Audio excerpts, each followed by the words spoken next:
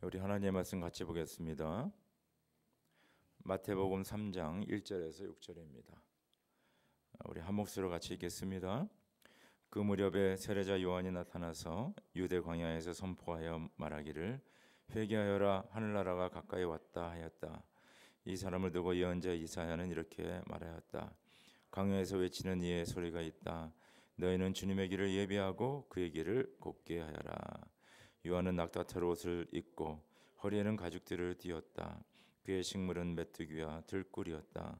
그때 예루살렘과 온 유대와 요단강 부근 사람들이 다 요한에게로 나아가서 자기들의 죄를 자백하며 요단강에서 그에게 세례를 받았다. 아멘. We're going to read Matthew chapter 3, 1 through 6. I'm going to read to you. In those days, John the Baptist came preaching in the desert in the country of Judea. He said, "Be sorry for your sins and turn from them. The holy nation of heaven is near." The early preacher Isaiah spoke of this man. He said, "Listen, his voice calls out in the desert, make the way ready for the Lord. Make the road straight for him." John wore clothes made of hair from camels. He had a leather belt around him. His food was locusts and wild honey. Then the people of Jerusalem and all the country of Judea and those from near the Jordan River went to him. Those who told of their sins were baptized by him in the Jordan River. Today's sermon title is Make the Way Ready for the Lord. What would be the mission of Christians? I would say to make the way the Lord, so that Lord can come into the hearts of the people. We are in the midst of the Advent. Advent is a Latin word, means arrival. It's 4 weeks before the Christmas Eve. So this year's Advent started in November 27th and goes till December 24th. So Advent is the time that we are celebrating the coming of Jesus Christ. He came 2,000 years ago. We are celebrating every year. And also, this is a time that we prepare ourselves to receive Jesus into our hearts. And also, this is a time to prepare the way of the Lord to the people as well. Today we are going to meditate about the life and the ministry of John the Baptist. The name John means God is gracious. God is gracious. He was born into a priest family, which means his father was a priest in Jerusalem, and his mother also was born to the tribe of Aaron. So he's like a pure kind of, the priest family. So naturally, he will be a priest in Jerusalem. But somehow, he didn't become a priest, but he became maybe the wanderer or the prophet, or speaking to the people in the desert. So first of all, John, he left Jerusalem because all the priests, they lived in Jerusalem because the temple was there. But he left Jerusalem and he went to desert. If you read the Bible, desert has a special meaning in the Bible because, the people of Israel, they stay 40 years in the desert, right? And they will depend on God, their survival. And the Jesus, before starting his ministry, he stayed in the desert 40 days and 40 nights. And also, John the Baptist was preaching the kingdom of God is near in the desert. Why desert is so special? Because in the desert, you cannot do anything by your own. You have to depend on God. There's no water. You cannot do the farming. You cannot raise cattle, right? You have to depend on God 100% in your life. And also in desert, God does His work. We are not doing any work, but God is the one who's doing the work in the desert. So John the Baptist, he left Jerusalem, the comfort zone, and then he went to desert. It's like our Christian life. You live from the world, but you are going to God. Do you understand? That's what happened to John the Baptist, leaving Jerusalem and going to the desert. So in order to prepare the way of the Lord, you have to leave your comfort zone. You cannot do where you feel comfortable, everything is safe, in all the aspects of your life. Number two, he proclaimed the kingdom of God. Back 2,000 years ago, people of Israel, they were waiting for the Messiah. The Messiah that they were waiting for was the Messiah who's going to liberate them from Roman Empire and to build a new powerful empire, the empire of David. That's what they were waiting for. But instead, John was proclaiming the Lamb of God, Jesus Christ. Through him, the kingdom of God will be established here. So kingdom of the world is not the one that God wants John to proclaim, but kingdom of God. When God is in charge through Jesus Christ on the cross in his resurrection. So in order to proclaim the kingdom of God, you have to receive the kingdom of God. There are in the world many good people. People who are very faithful, who work very hard, who are very honest. Amongst those who are not believing Christ. And also believers, there are many honest people, hardworking people, honorable people, etc. But, probably there are more people like that in the world. The only difference between them and us is we have the grace of God. Only those who have the grace of God can proclaim about the kingdom of God. So as you and we are believers, I really hope that every one of you have that grace, the salvation of God in your life. And then you proclaim the kingdom of God. Number three, he said, he prepared the way of the Lord. He prepared the way of the Lord.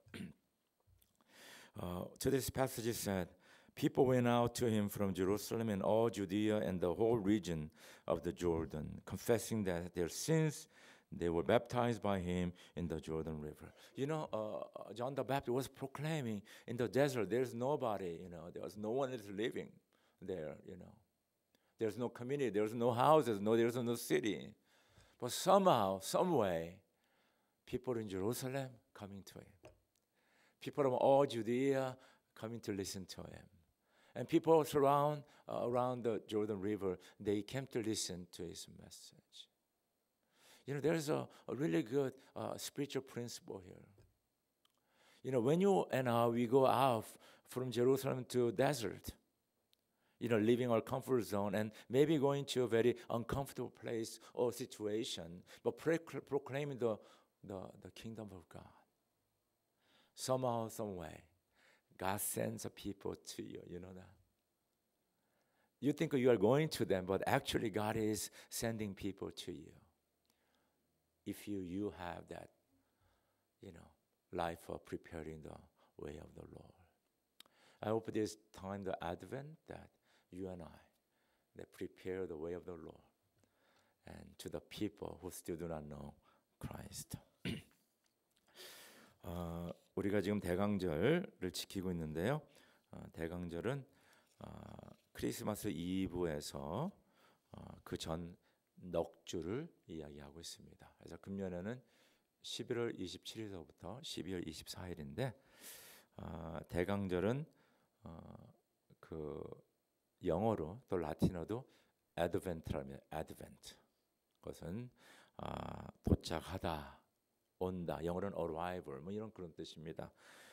그래서 우리는 이 대강절 기간 동안 예수님의 오심을 축하하는 겁니다.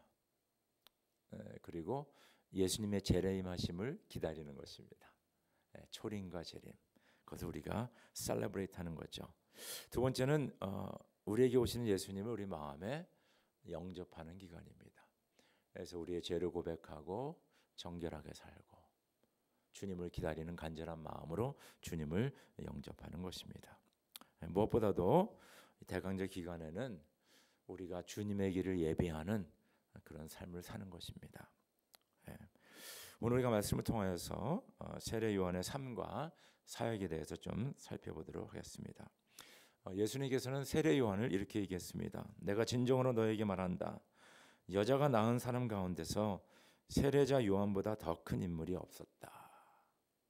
놀라운 칭찬이죠. 놀라운 칭찬입니다. 그런데 하늘나라에서는 아무리 작은 자라도 요한보다 더 크다. 그렇죠.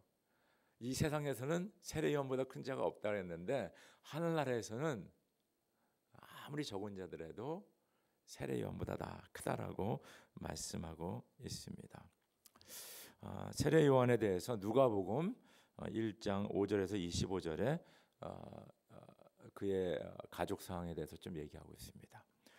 세례 요한은요 제사장 집안에서 태어났어요. 아버지가 제사장 스가랴였습니다. 어머니는 엘리자베스인데 어머니도 제사장 가문에서 태어났어요. 아론의 지파에서 이제 태어난, 그러니까 완전히 이제 제사장 가문이죠. 그러면 이 제사장 가문은 당연히 뭡니까? 제사장이 되는 것입니다. 그렇죠? 근데 이 세례 요한이 임신된 것을 이제 천사 가브리엘이 이제 알려주러 왔는데 이 스가랴가 이게 믿지를 않는 거예요. 그래서 스가랴가 이제 벙어리가 되지 않습니까? 그러면서 말하기를 아들이 날 것인데 이름은 요한이라 하여라. 근데 요한은 하나님의 은혜를 입은 자, 그런 뜻입니다. 하나님의 은혜, 그렇죠? 그러면서 얘기하기를 이 요한은 이스라엘 백성들을 전도하는 일을 맡게 되리라. 그러니까 세례 요한의 짭이 바로 이 이스라엘 백성들을 하나님께 인도하는 그 사명을 가지고 그 사명을 이루는 삶을 살 것이다라고 이야기하고 있습니다. 그래서 세례 요한은 사실 제사장이 돼서 예루살렘 성전에 있어야 되는데 그는 제사장이 되지 않고 광야로 가게 됩니다. 여러분 내년 초에 우리가 성지순례 하려고 했는데 이제 못하게 됐지만은 또 다음에 기회가 있으면 꼭 가시기 바랍니다. 이 성지순례를 하면요 우리가 그 사해를 가게 되는데 사해 인근에 쿰난 공동체를 우리가 방문하게 돼요. 쿰난 얘기 많이 들었죠. 쿰난. 이 쿰난 공동체는 당시 그 이스라엘에 여러 이 파들이 있었는데 에스테네파라고 아주 열심을 순수하게 하나님을 믿고자 하는 무리들, 그 사람들이 에스테네파 사람들이었습니다. 그래서 예루살렘에 있는 제사장들과 종교 지도자들은 지금 부정부패로 그냥 로마 정부와 타협해가지고 성전들에다 장사진하고 돈 받아 먹고 이러니까 우리는 거기 있으면 안 된다. 그래서 쿰난이라는 공동체를 만들어서 그러니까 수도원 같은 거죠. 그래서 막 열심히 기도하고 아침 저녁으로 성경 읽고 그냥 노동하고 막 그런 공동체였어요. 근데 여러분들 사해사본이라고 들어봤죠? 사해사본. 그 쿰난 공동체 근처에 있는 동굴에서 그 여러 그 문서가 나왔는데 그게 2000년 전에 있던 문서입니다. 예수님 당시에 있던 거예요. 근데 거기에 그 구약 성경만 있을 뿐만 아니라 거기에 뭡니까? 쿰난 공동체의 여러 가지 교제라고 할까? 그들이 예배를 어떻게 드렸나? 어떻게 그런 것이 거기 있었어요. 근데 거기에 있었던 사람들의 이름이 쫙 나왔는데 그 중에 요한이라는 사람이 있었습니다. 그래서 많은 성도학자들이 세례 요한이 예루살렘 성전을 떠나 쿰난 공동체에 소속되지 않았나. 그리고 예수 하나님을 열심히 믿는 에스테네파 사람이 아니었나라고 성서학자들은 이야기를 합니다. 오늘 우리가 세례요한의 삶을 함께 나누면서 세 가지를 우리가 꼭 기억하세요. 그는 예루살렘을 떠나 광야로 갔다. 예루살렘을 떠나 광야로 갔습니다. 두 번째는 그는 하나님의 나라를 선포했다. 하나님의 나라. 회개하라, 하나님의 나라가 가까웠다. 그렇게 얘기하지 않았습니까? 세 번째는 그는 주님의 길을 예비한 자였다. 이 세 가지를 기억하시기 바랍니다. 우리 한번 말씀 같이 읽어볼까요? 시작. 그 무렵에 세례자 요한이 나타나서 유대 광야에서 선포하여 그 즈음에 예수께서 성령에 이끌려 광야로 가셔서 악마에게 시험을 받으셨다. 내가 이제 새 일을 하려고 한다. 이 일이 이미 드러나고 있는데 너희가 그것을 알지 못하느냐. 내가 광야에 길을 내겠으며 사막에 강을 내겠다. 네, 여러분들 이 성경에는 광야가 많이 나옵니다. 근데 광야는 성경에서 또 우리들에게 특별한 의미가 있어요. 광야하면 뭡니까?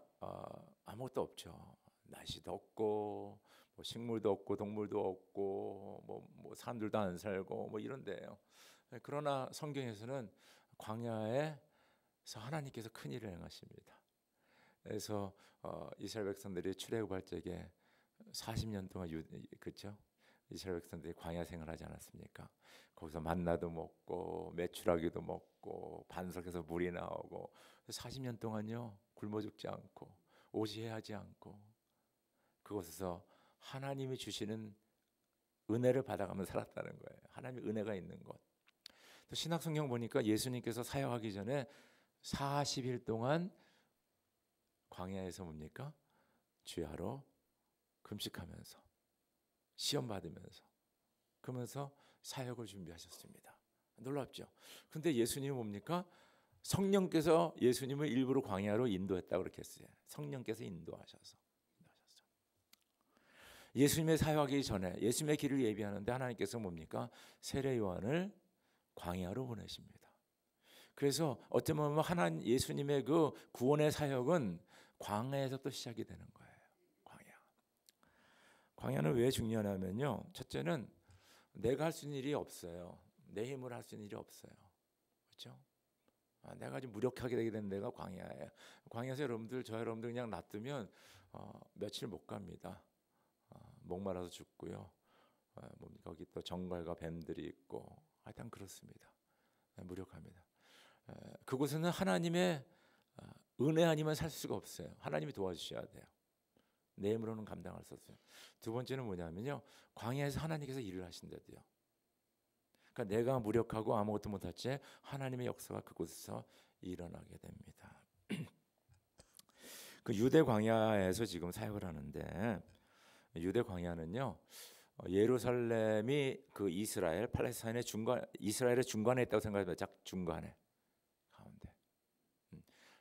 남북을 해도 중간이고 동서를 해도 딱 중간입니다. 예루살렘 중간. 근데 예루살렘 있는 지역이 그 이스라엘에서 가장 높은 곳이에요. 그래서 예루살렘은 시온산에 있으면 시온산에 예루살렘이 있는 거예요. 그래서 지중해에서 이렇게 바람이 불고 이렇게 그렇죠 구름이 오면요 다 그 예루살렘 그 산에 다 걸리게 돼 있어요. 그래서 예루살렘까지는 비가 오고 거기에는 또 들판도 있고 곡식도 자라고 뭐 등등합니다. 근데 그 예루살렘 그 시온산을 딱 넘어가면요 다 밑으로 가는데 그 사해는요 그 예루살렘 그 시온산에서 한 1,400m 정도 밑으로 내려갑니다.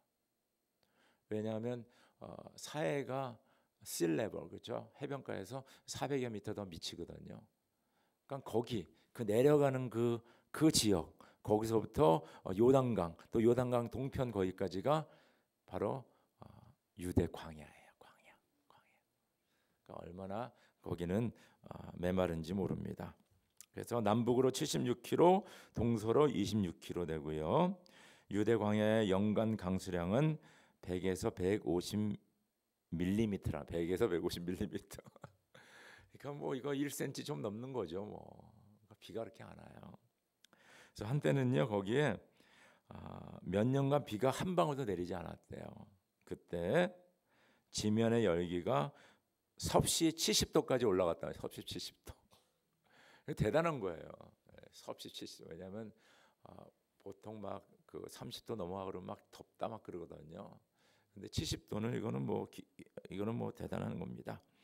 그래서 보통 섭씨 44도가 average temperature in Judean desert입니다. 그렇게 아주 더운 곳이에요. 근데 그쪽으로 갔어요. 그래서 이 세례 요한이 주님의 길을 예배하러 갔는데 여기서 중요한 거 몇 가지를 가르쳐주고 있습니다. 우리에게. 하나는 뭐냐면 예루살렘을 떠나야 되는 거예요. 예루살렘 뭐를 상징하느냐? 뭐 교회를 상징하고 뭐 여러 가지 그런 이스라엘의 신앙의 중심 뭐 이렇게 얘기할 수 있지만은 예루살렘은 또 다른 면으로 보면 도시를 얘기하는 것이고요. 내가 안전하고 익숙하고 그렇죠. 모든 것이 편하고 많은 관계를 맺고 있고 등등 그것을 얘기하는 거예요. 그런데 예루살렘을 떠났다는 것은 그 모든 것을 내려놓고 그런 것과 정반대되는 곳에 나아가는 것을 얘기하고 있습니다. 여러분 우리가 주님의 길을 예배한다는 것은요. 그냥 내가 편안하게 잘 먹고 잘 살면서 모든 거 다 누리면서 이게 가능하지 않아요. 진짜 가능하지 않습니다. 내 것을 내려놔야 됩니다. 내가 편하다는 것을 내려놔야 돼요. 그러지 않으면 예수 그리스도의 복음을 증거할 수가 없어요. 이것을 꼭 기억하시기 바랍니다. 그래서 그곳을 떠나야 되고 가야 되는데 어디를 가야 되냐면 광야로 가야 돼요. 내가 싫어하는 곳, 내가 원치 않는 곳, 내가 불편한 곳으로 가야 돼요. 여러분 우리가 전도 혹은 선교, 예수의 복음과 하나님의 나라를 증거하는데 여러분 진짜 가야 됩니다. 여러분 그냥 앉아 있으면 절대 개런티예요. 여러분들이 평생 죽을 때까지 예수를 믿어도요. 한 명도 전도 안 하고 전도 못 하고 한 명도 여러분을 통해서 예수 믿지 못하게 됩니다. 어떤 때 떠나지 않고 가지 않으면 놀랍죠. 나는 모태신앙이에요. 3대째 4대째 믿고 있어요. 뭐 이렇게 얘기하는 분들 계시겠죠. 그러나 여러분 통해서 예수 믿는 사람 있습니까? 자신 있게 대답할 수 있겠어요? 없어요. 그 이유 중에 하나는 떠나지 않기 때문에, 그 이유 중에 하나는 가지 않기 때문에 그러는 것입니다. 여러분들 세례요한은요 그냥 제사장 해가지고 그냥 거기서 존경받고 잘 먹고 잘 살고 뭐 대제사장까지 되면 얼마나 큰 파워를 가질 수 있겠습니까? 내가 다 떠나고 광야로 나아갑니다. 광야로. 바로 이 대강절에는 주님을 우리가 기다리며 맞이하지만은 또한 뭡니까? 주님의 길을 예비하는 것입니다. 저 여러분들은 내가 안전하고 내가 편하고 내가 좋다고 생각하는 그 곳과 그 시츄에이션을 우리가 떠나고 내려놔야 됩니다. 그리고 우리는 내가 힘들고 어려운 곳으로 가야 돼요. 그리고 그곳에서 우리가 주님의 길을 예배할 수 있습니다. 두 번째, 세례요한은 그곳에서 하나님의 나라를 선포했습니다. 우리 같이 말씀 읽을까요? 시작. 말하기를 회개하여라. 하늘나라가 가까이 왔다 하였다. 이 사람을 두고 예언자 이사야는 이렇게 말하였다. 광야에서 외치는 이의 소리가 있다. 너희는 주님의 길을 예비하고 그의 길을 곱게 하여라. 요한은 낙타털 옷을 입고 허리에는 가죽들을 띠었다. 그의 식물은 메뚜기와 들꿀이었다. 그때부터 예수께서는 회개하여라. 하늘나라가 가까이 왔다 하고 선포하기 시작하였다. 요한이 잡힌 뒤에 예수께서 갈릴리에 오셔서 하나님의 복음을 선포하셨다. 때가 찼다. 하나님의 나라가 가까이 왔다. 회개하여라. 복음을 믿어라. 그렇죠? 하나님의 나라. 네. 그 당시 예수님 당시 세례요한 당시는요. 사람들이 메시아를 기다리고 있어요. 메시아. 뭐 지금도 사실 유대인들은 메시아를 기다리고 있습니다. 근데 그들이 기다리는 메시아는 바로 로마 제국을 뭡니까? 이스라엘에서 쫓아내고 바로 이스라엘에다가 다윗의 왕국을 이루는 그런 강력한 지도자, 그 메시아를 기다리고 있었어요. 그런데 세례 요한은 바로 그 메시아를 전하지 않고 하나님의 나라를 증거하는 거예요. 하나님의 나라는 어떻게 옵니까? 바로 십자가에 달려 돌아가신 예수 그리스도, 바로 죽음의 권세를 이기신 예수의 부활, 그 사건을 통하여서 그것을 받아들이고 믿는 자들에게 하나님의 나라가 임하는 거예요. 이 세상의 나라는 뭡니까? 그 로마 제국의 압제는 문제를 해결할지 모르지만은 그것도 새로운 세상 나라에 사는 사람들은 그 새로운 군주의 뭡니까? 억압 속에 살아갈 수밖에 없어요. 참 이상하죠. 저 나쁜 저 독재자를 내쫓았는데 그 다음에 더 센 사람이 들어오네. 더 힘들어요. 일단 저는 이제 남미에서 자라나지 않았습니까? 이 베네수엘라 보면 너무 한심해요. 베네수엘라. 일단 샤베스가 와서 나라 망쳤죠. 그 다음 또 사람이 와가지고 지금 완전히 거지 됐습니다. 거지가 됐어요. 베네수엘라. 참 문제가 심각합니다. 사실 이 세상의 나라는 우리가 살고 있지만은 소망을 줄 수가 없어요. 트럼프 대통령이 되나, 조 바이든 대통령이 되나, 또 클린턴 대통령이 되나, 조금 나아지고, 뭐 조금 안 나아지고, 뭐 이런 것뿐이지 다 비슷비슷합니다, 여러분들. 그래서 하나님께서 보니까 하나님의 나라, 하나님의 통치, 그것만이 답이라는 것을 말씀하고 있습니다.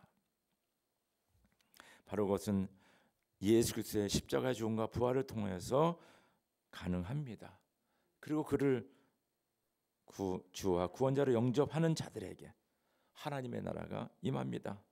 바리새파 사람들이 하나님의 나라가 언제 오느냐고 물으니 예수께서 그들에게 대답을 하셨다.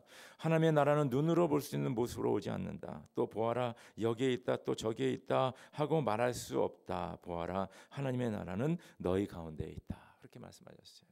그러니까 어떤 나라 이게 아니라 눈에 보이는 것이 아니라 바로 예수를 주와 구원자로 영접한 자들의 마음속에 삶 속에 하나님이 왕이 되시면 주님이 되시면 거기에 하나님의 나라가 임하는 것입니다. 제가 어저께 새벽 기도회 때 잠깐 말씀 나눴는데 여러분들 세상 사람들과 우리와 다른 점이 뭘까? 한번 생각해 보셨어요? 세상 사람들과 우리와 다른 점이 뭘까? 제가 어느 존경하는 목사님의 설교를 듣는 가운데 우리는 꼭 예수 믿는 사람들만 착하고 선하고 열심히 일하고 정직하고 그렇게 생각하지만은 세상에 그런 사람들이 많다는 거예요. 그죠? 우리 80억 인구잖아요. 그 중에 착하게 살고 선하게 살고 좋은 일 많이 하고 뭡니까? 정직하고 열심히 일하는 사람 많이 있습니까? 없습니까? 있어요? 없어요? 여러분들의 친구들 중에 아는 분들 중에 예수는 안 믿지만은 진짜 버버스도 살고 착한 일 많이 하고 좋은 일 많이 하고 남 많이 도와주고 정직하게 살고 열심히 일하는 사람 많아요? 없어요? 많죠. 너무 적으면 문제가 많습니다. 그런 사람들 많아요. Of course, 크리스천들 중에서 그런 분들 많이 있죠. 플러스 마이너스하면 비슷할 겁니다. 그러면 넌 크리스천들하고 크리스천들하고 다른 게 뭐냐? 바로 하나님의 구원의 은혜를 받았느냐 안 받았느냐 그 차이에 있는 거예요. 그러니까 여러분들 꼭 기억하시 바랍니다. 내 선한 행동과 내 선한 말과 내 정직함과 내 열심히 일하는 것과 내 수고하는 거로 다른 사람들을 전도하지 못하다는 거예요. 왜냐면 그걸로 하면요 나보다 더 정직히 살고 나보다 더 선하게 살고 나보다 더 열심히 사는 사람이 야 까부지 마 내가 더 착하게 살았어. 그리고 세상 사람들은 그것 때문에 임프레스 당하지 않아요. 제가 나보다 선하게 살기 때문에 제가 나보다 착하기 때문에 내가 예수를 믿어야 되겠다. 절대 그렇게 생각하지 않습니다. 그분들은요 우리 안에 있는 하나님의 은혜에 그것에 매료가 되는 거예요. 하나님의 은혜, 하나님의 나라가 내 삶에 임할 적에 비로소 내가 뭡니까? 예수 그리스도 하나님의 나라를 증거할 수 있습니다. 여러분들 주님의 구원의 은혜를 받으셨습니까? 여러분 이게 없으면요 뭐 교회 수십 년 나와도 그냥 교인으로 그냥 있다가 종교 생활하다 가는 거예요. 세상 사람들과 다른 게 없대도요 그냥 교회 열심히 나온 거예요. 주님의 구원의 은혜를 받으셨습니까? 여러분들 주님의 구원의 은혜에 간증이 있습니까? 어디 가서 당신 어떻게 예수를 믿었어? 좀 얘기 좀 해봐. 그럼 여러분들 얘기할 수 있어요. 구원의 간증. 나 어려서부터 교회 나갔어요. 교회에서 청년회 회장도 했어요. 집사입니다. 장로입니다. 그런 얘기 말고 구원의 은혜에 대한 간증이 있습니까? 감격이 있습니까? 기쁨이 있습니까? 하나님의 나라가 여러분의 삶 속에 임하였습니까? 하나님이 여러분의 삶의 주인이십니까? 오늘도 저와 여러분들은 매일매일 주님을 의지하고 살고 있습니까? 그것이 바로 하나님의 나라예요. 그럴 적에 우리는 뭡니까? 하나님의 나라를 선포할 수 있는 거예요. 회개하라, 천국이 가까웠느니라. 바로 천국이 너희 안에 임하였다 라고 우리는 얘기할 수 있는 거예요. 바로 주님의 길을 얘기하는 것은 바로 하나님의 나라를 선포하는 것입니다. 하나님의 나라를 선포한다는 건 바로 하나님의 은혜를 경험하고 매일매일 하나님의 나라 속에 살아가는 자들에게 하나님의 나라를 선포할 수 있습니다. 마지막으로 세례요한은 주님의 길을 예비했는데 말씀 같이 읽읍시다. 시작. 그때 예루살렘과 온 유다와 요단강 부근 사람들이 다 요한에게로 나아가서 자기들의 죄를 자백하며 요단강에서 그에게 세례를 받았다. 당신의 말에 예수는 주님이라고 입으로 고백하고 하나님께서 그를 죽은 사람들 가운데 살리신 것을 마음으로 믿으면 구원을 얻을 것입니다. 사람은 마음으로 믿어서 의에 이르고 입으로 고백해서 구원에 이르게 합니다. 그렇죠? 세례요한은 분명히 뭡니까? 광야에 나갔어요. 광야에는 사람도 없고 광야는 바람이 많이 불기 때문에 내가 말하면 그냥 바람에다 날아갑니다. 사람이 들을 수가 없어요. 광야에서 오디언스가 있어요. 누가 있어야지 얘기를 하죠. 또 말한다 그래도 그게 다 전달이 잘 안 되는 거죠. 근데 세례요한은 가서 그냥 전하는 거예요. 근데 놀라운 사실은요. 그때 예루살렘과 온 유다와 요단강 부근 사람들이 다 요한에게서 나와서 자기들의 죄를 자백하고 세례를 받았다 그랬어요. 여기 보니까 예루살렘에서 수도 아닙니까? 온 유대, 그 예루살렘의 중에 우리 한국으로 말하면 이제 수도권이라고 할 수 있어요. 경기도, 인천, 수원 이렇게 얘기할 수 있는 거예요. 요단강 인근은 뭡니까? 수도에서 가장 멀리 떨어진 데죠. 그러니까 지방. 그러니까 전국에서 사람들이 모여들기 시작하는 거예요. 저는 이 말씀 묵상하면서 진짜 섬찟했어요. 그 말은 뭐냐면 첫째, 전도와 또 영혼 구원은 하나님이 하시는 일이다. 내가 하는 게 아니다. 내가 해야 되는 건 뭡니까? 예수 그리스도의 구원의 은혜, 하나님의 나라를 선포할 적에 하나님께서 뭡니까? 예루살렘에서, 유대에서, 또 지방에서 사람들을 보내신다. 할렐루야. 네. 그래서 저 여러분들이 사실 이제 가정교회에서 우리가 재직 중심으로 부정 중심으로 가는데 참 이게 쉬운 일은 아닙니다. 그러나 저희 교회 스피릿이 우리가 가정교회를 하건 아니면 우리가 부서 중심으로 사역을 하건 이 영혼 구원이라는 것을 만약에 놓치게 되면 무슨 말인지 알겠죠? 아마 수평 이동은 많아질 수 있을 것 같아요. 저 교회 가니까 프로그램도 좋고 사람들이 괜찮다. 우리 글로 가보자. 그러나 영혼 구원은 힘들어질 것입니다. 우리가 목장 모임을 하더라도 2주에 한 번씩 모이지만은 거기서 우리가 영혼 구원에 대해서 기도하고 안 믿는 영혼들을 초청해야 돼요. 우리가 교회에 뭡니까? 중고등부, 유인질학교 좋은 교육 사역이 있더라도 안 믿는 사람들 생각하며 그들을 인도해야 됩니다. 우리 예배 모든 측면에서. 그러지 하나님께서 뭡니까? 우리 교회를 부흥시켜 주시고 우리를 통해서 많은 영혼이 구원되는 것을 믿으시길 주의 이름으로 축원합니다. 우리는 대강절을 지내고 있습니다. 대강절은 주님을 기다리고 영접하는 그런 기간이지만 또한 주님의 길을 예비하는 기간입니다. 먼저 예루살렘을 떠나 광야로 나아가시고 주님의 나라를 선포하며 주님의 길을 예배하는 저 여러분 되기를 주의 이름으로 축원합니다. 우리 함께 기도드리겠습니다. 성령 하나님 감사합니다. 세례요한의 삶을 함께 묵상하며